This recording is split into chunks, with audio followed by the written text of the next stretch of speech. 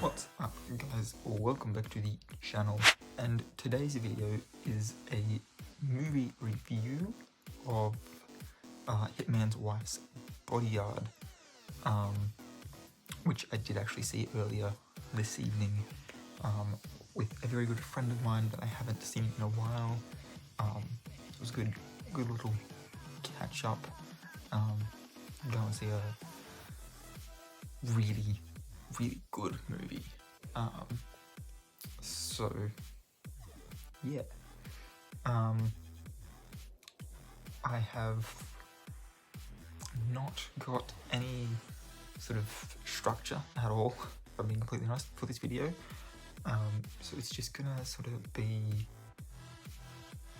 raw, sort of unfiltered and really unstructured thoughts.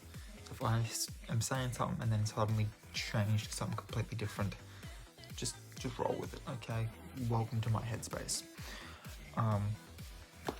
So to start off with,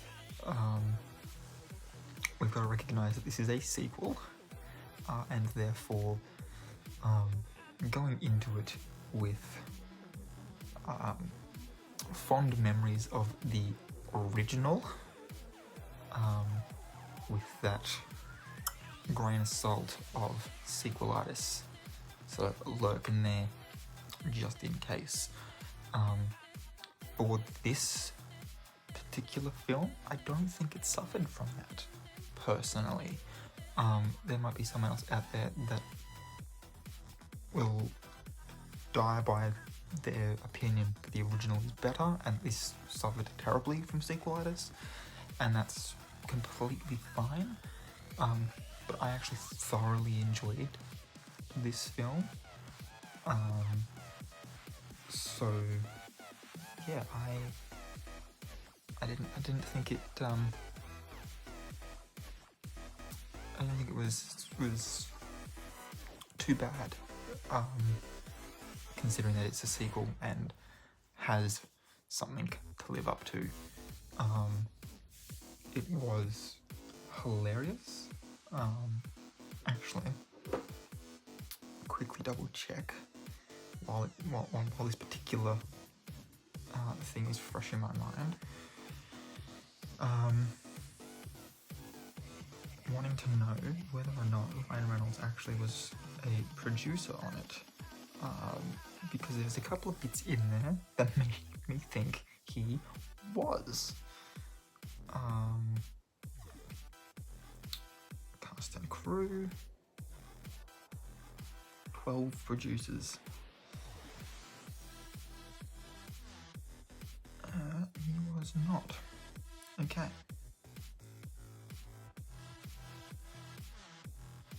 Let's go into the cast. He's gonna be like at the top. There he is.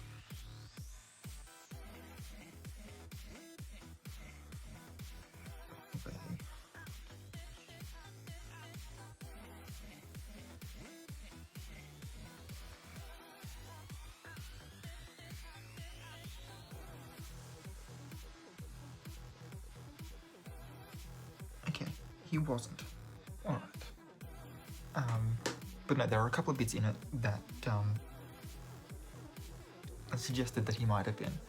So I just wanted to quickly double check that. The largest one being that there is a bar fight as one of the scenes, and during that, because Ryan Reynolds' character is, for the majority of the film, trying to take the pacifist, no guns way out of all of the situations he ends up in, where using a gun would just make it a whole lot easier. One of the things that he reaches for during this particular bar fight is Aviation Gin, which is obviously the gym company that he is a part of, complete with, there's like a whole section of wall that is just shelves of Aviation Gin with a big plaque sort of at the bottom of it, looking like, you know, the bar or whatever isn't just serving drinks, but also being a bit of a bottle shop as well, a bit of a liquor store. And it looks like that's like a display sort of thing for it. But yeah, so it certainly seemed during the scene that, although not narratively important, it was like, oh, okay, so they're using this scene basically as a big old marketing opportunity, which is great. I would have already have bought some aviation gin if they sold it in Australia, but they do not, so I have not. And I say that meaning that, like, I would have already bought some before this movie came out.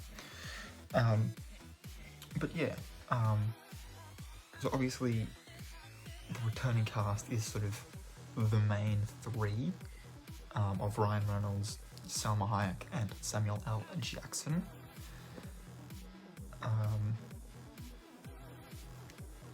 But there's also a whole bunch of really good actors in it as well. Morgan Freeman shows up.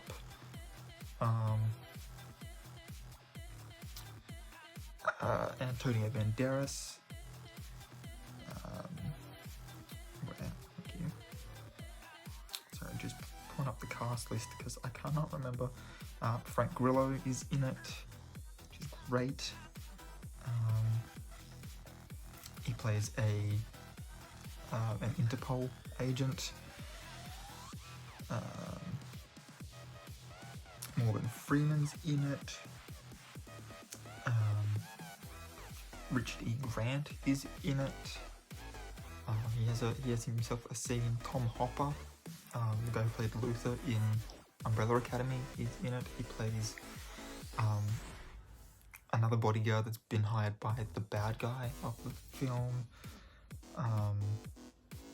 Who's some other big names? There are a couple where it's like, oh, okay, yeah, that's... I'm not recognizing any of these other names. But yeah, like there's some big names in it. Some excellent set pieces, brilliant stunt choreography, good action sequences, and my god, there could not be any more comedy in this thing if they tried. I think they got the balance between action and comedy perfectly right. Whoever wrote the script obviously must have known that, like, Ryan Reynolds and Samuel L. Jackson would add their own sort of flair and flavour and their own humour to it as well, and the end product comes out perfectly balanced. Like, I cannot think of any other movie that gets the action comedy ratio better than this. Like, you could sit down and watch this as an action film if you wanted to, but at the same time you could also sit down and watch this as a comedy film if you wanted to, because the balance is perfect. Would not change the ratio for anything. Whereas the first one, I think tries to be both. Instead of being an action film that doesn't take itself seriously, allowing comedy, it tries to be a comedy film sort of thing. So if anything, on that one particular part, I think this film actually does it better.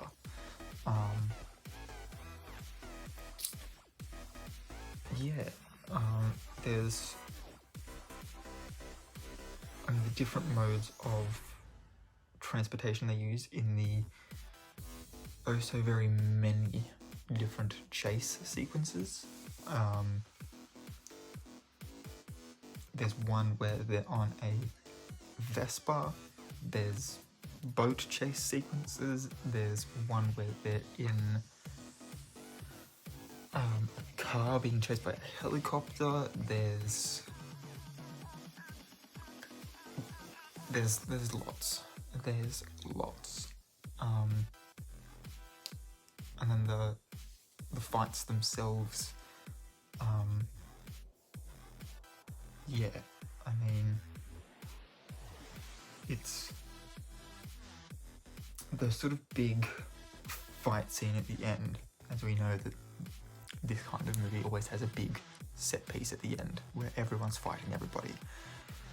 It gets to a point where,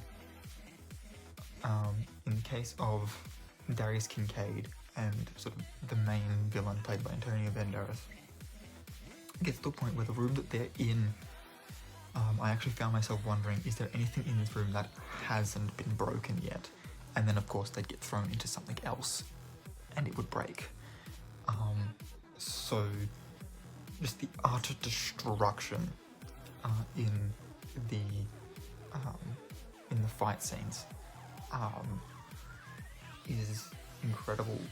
I mean, there's one bit there where during one of the chase scenes, the guy in the helicopter is using a grenade launcher and he blows a chunk out of a bridge. And then later on in that same scene, our main characters, our protagonists, sort of swerve to avoid a oil tanker that's driving the opposite direction, and it's sort of, because it has to swerve as well, tips sideways, sort of slides for a bit, and then explodes, taking out pretty much the entire bridge. It's like a long bridge. So it's, yeah. There's a lot. I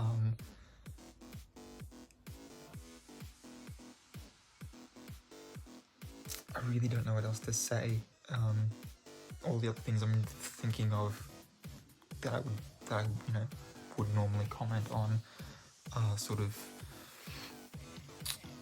major or minor plot points that have really beautiful payoffs at the end of the film, so I don't really want to go spoiling that in case you haven't seen the film yet. I suppose the only thing I really can say is go and watch this film if you haven't already. It's a good time. It's a good time, and with the cinemas and stuff sort of reopening more and more and more as we get further into the year. If you haven't been back to the cinema yet, this is a top-notch place to start. I would certainly recommend, if you haven't been back to the cinema since COVID started, make this the reason you go back to the cinema. It is a beautiful film. I know opening weekend's already sort of long gone sort of thing, but go and watch this film. It's hilarious, it's action-packed, and go and see it with some friends, go and see it with family, whatever, assuming they are obviously old enough to go see it. Just take whoever it is that you would really like to go with, because this is a very enjoyable film. Could not recommend it highly enough. But yeah, I think I'm gonna leave it there, because like I said, everything else I'm thinking of is starting to go into spoiler territory, and I don't really want to be putting spoilers in just yet. We'll wait till cinemas fully open and I'm able to actually go and watch films more often than I currently am able to, before doing spoiler reviews. But yeah, if you have already seen this film, comment down below what was your favourite part of this film. I think for me, this whole franchise, and I don't know how they could go and make a third one now. I don't know what the name for that would be, but it would be a mouthful and it's too much already. But within this franchise, I love the dynamic between Ryan Reynolds and Samuel L. Jackson. It's definitely the kind of relationship I would hope that Nick Fury and Deadpool have with each other when they hopefully inevitably meet in the MCU. So that for me is my favourite part of this this film. But what's yours? Comment down below. While you're here, you might also want to hit that subscribe button and ring that notification bell so you can be notified when I upload new videos.